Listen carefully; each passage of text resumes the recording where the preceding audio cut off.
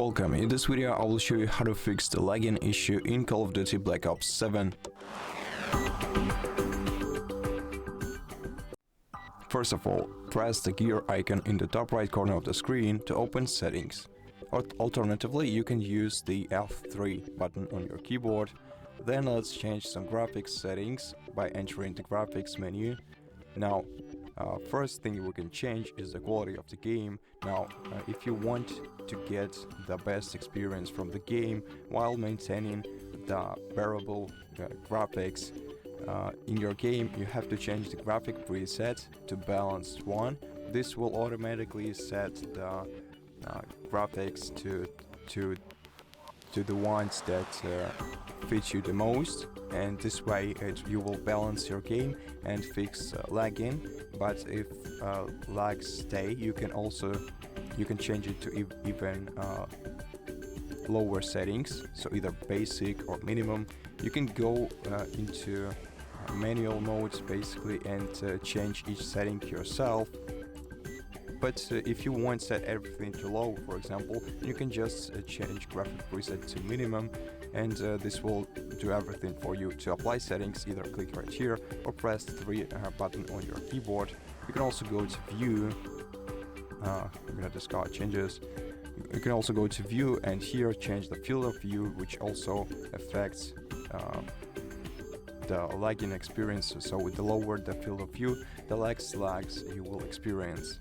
And now in display tab, you can change the display mode to full screen exclusive and then lower your display resolution, but you will have to,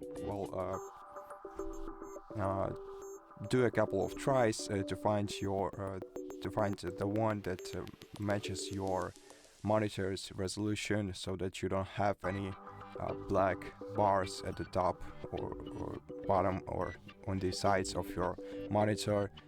So just select the value that fits you the most and then press apply settings. However, this will significantly affect the graphics of your game, as you can see right now.